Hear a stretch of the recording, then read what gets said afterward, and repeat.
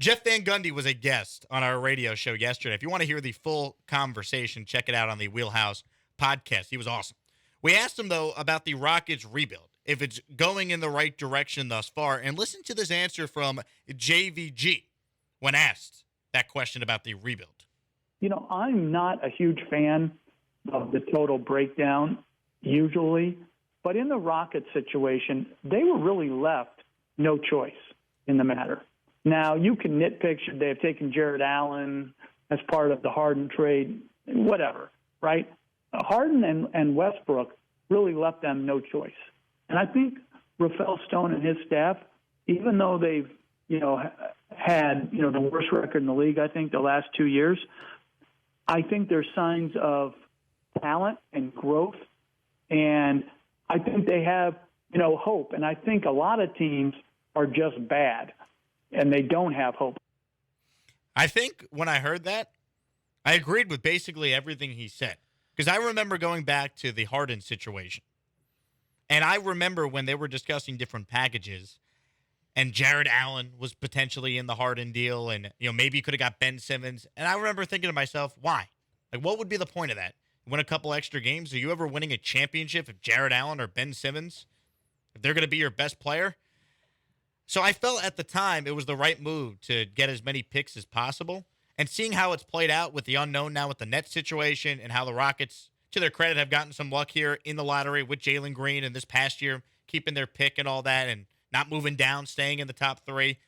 I really feel like it's gone about as well as you could possibly go given the circumstance. So I agree with Van Gundy. I understand why he's not pro, just tank and be bad. You want to be competitive. I get all that. But given where the Rockets were at, I feel like they've almost been vindicated so far with the approach they took with the Harden trade. Oh, look, Jared Allen and Karis LeVert or Ben Simmons wouldn't have been the best player. Like, that wouldn't have been the plan for those guys to be the centerpiece of a championship team. It would have been, all right, you've got some nice young pieces, and you would still get some draft picks in that situation. So we don't know the alternate reality, what would have happened if that, in fact, was the case. But I would say things are looking pretty good right now for the Rockets. And, Jake, like you said, they were left no choice. Cody, we talked about it with the Texans, right? Nick Caserio walked into a damn near impossible situation. Rafael Stone walked into a damn near impossible situation because everybody who was good on this team wanted out right when he got here. So it's a tough spot for the Rockets, but they've hit already on one draft pick. I think Jalen Green's got superstar potential in this league. I'm excited about what Jabari Smith can bring to the table. Look, it's not going to be pretty this year. Hell, it might take a couple of years before the Rockets are relevant, but I like them slow playing this. We talked about it with the Texans, with the Deshaun Watson trade, with all of the rebuild.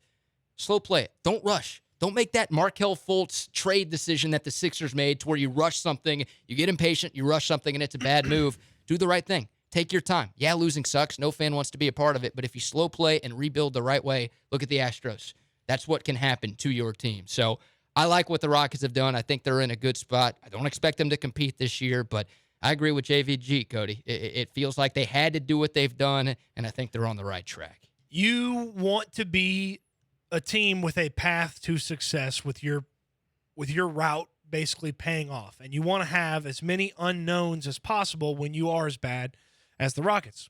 Jabari Smith's an unknown. Heck, even Jalen Green, to a large extent, is an unknown for what he's going to be throughout the course of the NBA. But I look around the league, and there's some teams that have established players, they're middle-of-the-road organizations, and they've got no chance of things paying off to a large degree for them because a lot of their quantities and a lot of what they have is well-known. Like I just to use a team as an example, like the Washington Wizards, they've got no chance to be good in the next couple of years. No chance. Zero. Bradley Beal's making $1 gazillion. There's no other notable super young player that has got a superstar potential to him.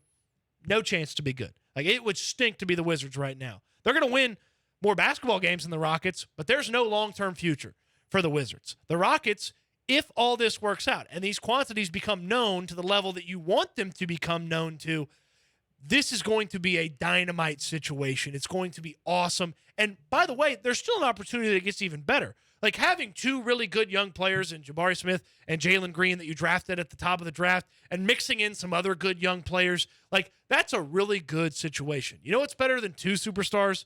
Potentially three superstars, potentially. Yeah. Still have your own selection next year, and we've talked about it. They're not going to win a tremendous amount of games. You get a little bit more lottery luck. Maybe all of a sudden you got three potential superstars on your team.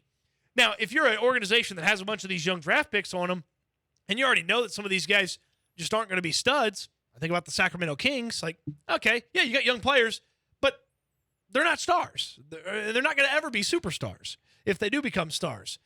The Rockets are in a really good spot. Now, we may look back in 3-4 years and be like, well, yeah, those young guys, this guy, young guy, that young guy didn't really pan out. But you're in a great spot. You're going down the right path, and it's much better than some of the other avenues that they could have taken. You got to draft right, and that's ultimately what this rebuild is going to come down to. But I rather take my chances being bad and picking at the top of the draft than just trying to be good and hang around and, all right, we made the playoffs, maybe we win around. Like the Blazers a couple years ago, they went to the conference finals. That's the ceiling for that team, and that's it. Now, Damian Lillard's going to be there. They'll win a bunch of games in the regular season, but they're not going to win a championship. And if the goal is to win a title, your best path to do it, I think, is the approach they have taken so far. But we mentioned it's going to come down to drafting, right? So we had Van Gundy on yesterday, and we asked him what have been his initial impressions of watching Jabari Smith so far in Summer League.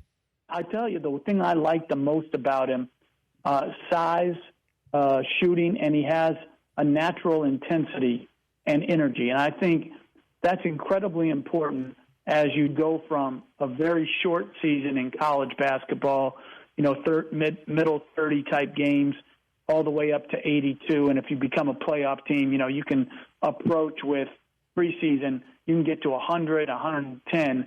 And I think that natural intensity and energy is impressive. I've liked what I've seen so far. All right. Van Gundy's a fan. Maybe you have some questions about Jabari Smith's first 3 games in Summer League. I think he answered a lot of those with the way he played the other night against the Spurs. It feels like he's gotten better in each of these 3 games. But, Cody, one thing you can't question is his heart, his desire, his want to. He doesn't have that superstar ego. Like, he's not coming into the league, I'm a top 3 pick. I'm awesome. I'm going to be great right away. I don't need to try. It's Summer League. These games don't count. I can go 50% and it'll be all gravy. He's diving on the floor for loose balls.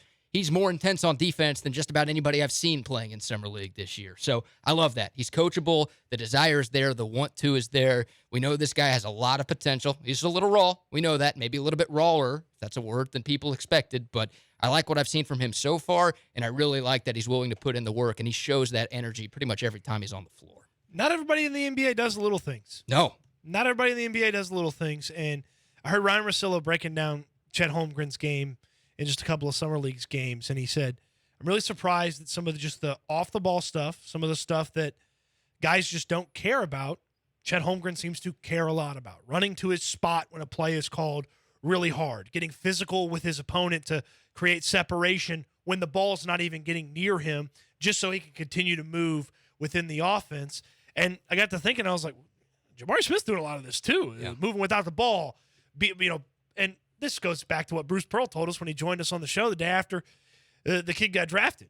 He's a film rat, he works hard, and he's all about winning basketball. Well, you know how you win when maybe you're a little bit less talented than the other team or your talent doesn't quite match up? If you do all the little things, you can make up a big talent gap here and there. And by the way, for other young guys on this organization or young guys that are coming in or, a veteran that you add to this team that kind of needs a little bit new life, Jabari Smith can set a tone for you. What's this 19-year-old kid who's the number 3 in the draft diving on the ground at practice for a loose ball doing? All right, it turns the juice up a little bit. Yeah. It turns, and that was something else JVG talked about yesterday. He's like, young teams got to have camaraderie. These guys got to be able to, go to battle, go with each other and for each other. And Jabari Smith's the type of guy that can build that chemistry with his teammates. I've been impressed. The shooting is going to be there. A couple of rough games statistically, but I've liked the looks he's gotten. And we really saw that most recent game against San Antonio. He kind of put it together offensively, knocked down a bunch of threes. That's the type of player he is offensively, but I've been really impressed watching him defensively so far in the Summer League. Congratulations. You did it. You made it through another one of my videos. Look, if you're a Houston sports fan, what are you waiting for? Subscribe to my channel right now. Like this video. Plus, listen to the Wheelhouse, the show that you just watched on YouTube. You can listen to it on the radio every single weekday from 3 to 7 p.m. on ESPN 97.5 FM and 92.5 FM.